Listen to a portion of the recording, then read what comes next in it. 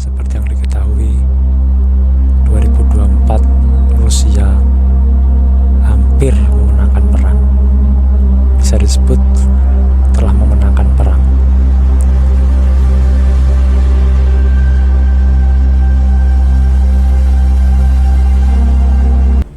Dalam pidatonya, Vladimir Putin telah menegaskan bahwa pasukannya telah berhasil menduduki sebagian kota di Ukraina dan telah mengambil fasilitas militer serta peralatan dan alutsista bantuan dari NATO.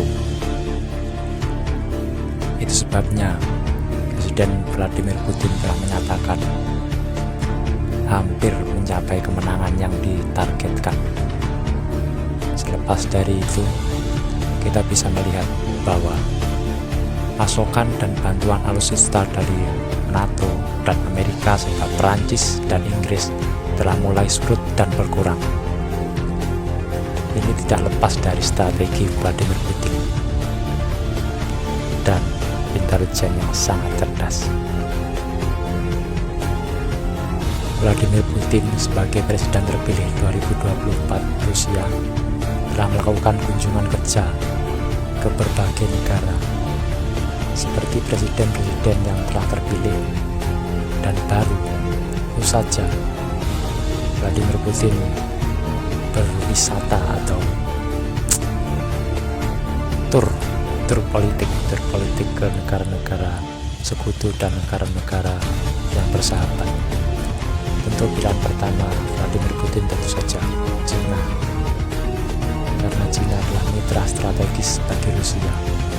Dan tahun 2022, China serta Rusia telah menandatangani kerjasama tanpa batas dalam bidang ekonomi, militer, dan perdagangan. Dan tujuan kedua Vladimir Putin dalam tur politiknya berlanjut ke Uzbekistan. Saya juga merasa agak gimana gitu. Negara kedua yang dikunjungi Vladimir Putin kok Uzbekistan? Kenapa nggak Iran atau Korea Utara? Secara strategis dan persahabatan cukup dekat. Kenapa kok Uzbekistan?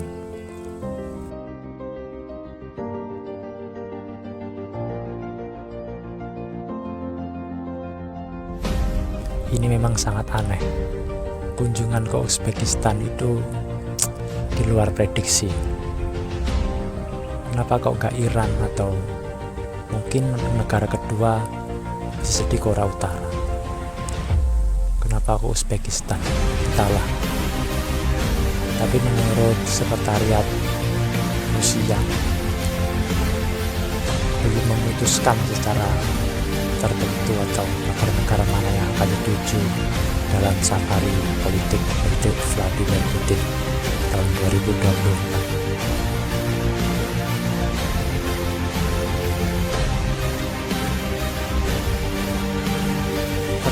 Perbatasan Ukraina dan Rusia telah saling berhadapan dan saling baku hantam di garis depan.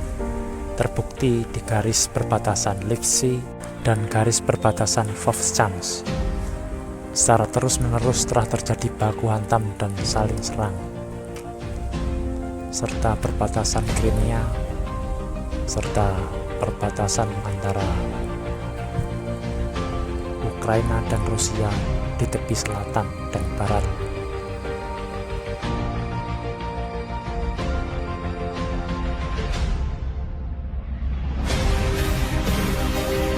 Juga di perbatasan antara Mariupol, Bakhmut telah terjadi baku hantam dan saling serang serta maju dan mundur.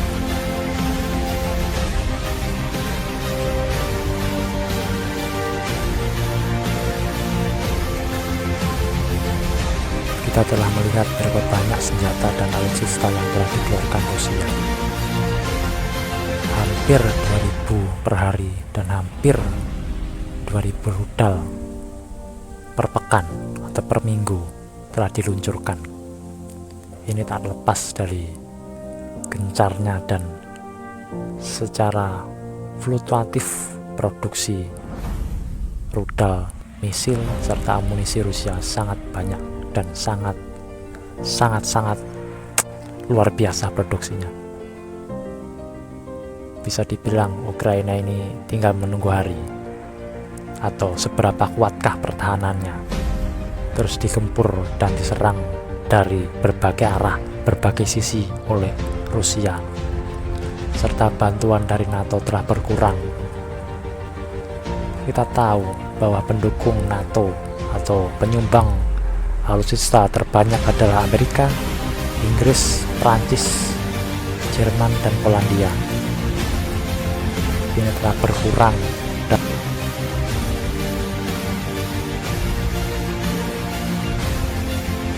Menteri dan Menhan Rusia telah diganti, serta banyak perusahaan-perusahaan Rusia yang telah disanksi oleh Amerika Serikat serta Eropa. Ini sangat berdampak dalam perang dengan Ukraina tahun ini dan tahun-tahun lalu. Tapi Rusia telah membalikkan keadaan dengan meyakinkan diri telah mencapai kemenangan. Kita tunggu kabar selanjutnya. Strategi mengalihkan perhatian telah digunakan oleh Rusia, terbukti ampuh dan efektif.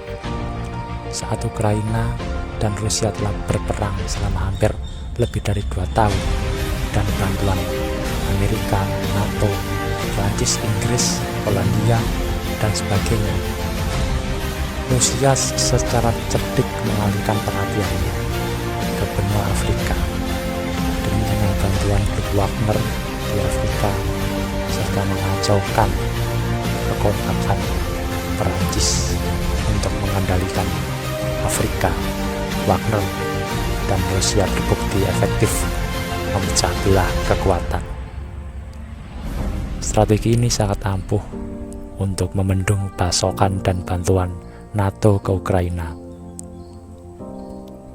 apalagi di tengah sanksi Rusia terhadap Jerman, Inggris, serta Prancis dan Amerika membuat pasokan dan bantuan NATO tersendat. Inilah satu momen dan satu strategi yang sangat cerdas dan digunakan oleh Vladimir Putin.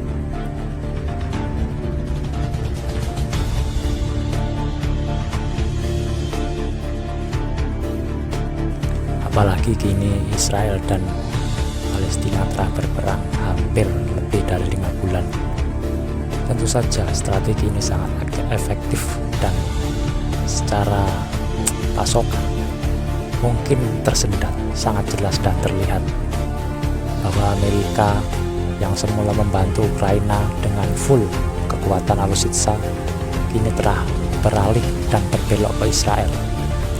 Tentu saja Israel adalah sekutu strategis bagi Amerika Serikat, terlepas dari NATO. Prancis dan Inggris kini ikut-ikutan membantu Israel.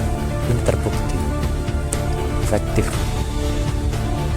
Ini bisa dikatakan gimana ya, terbuktilah bahwa Rusia bisa dikatakan 75% mencapai kemenangan di perang Ukraina ini. Tinggal kita tunggu. Banyak korban berjatuhan di Rusia maupun Ukraina, tapi yang paling berdampak adalah Ukraina tentu saja, karena rudal-rudal dari Rusia tidak mampu dicegat oleh sistem pertahanan udara Ukraina. Ini terbukti bahwa rudal Iskandar telah mampu menghantam dan mengenai sasaran secara akurat dan presisi. Sangat luar biasa bagaimana kehancuran kedua belah pihak telah menelan korban jiwa dan meluluhlantakan bangunan serta apapun yang ada di sekitarnya.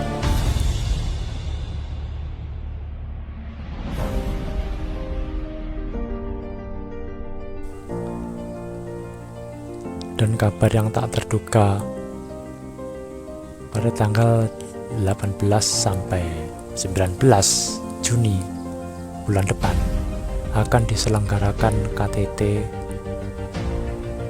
di Swiss, atau lebih tepatnya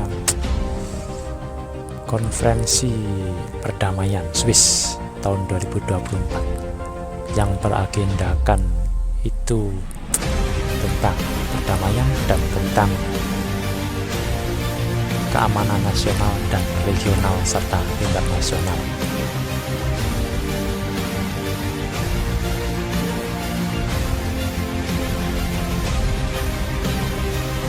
Ini tentang Ukraina dan Presiden Swiss yang telah berunding dan berbicara, yang akan mengangkat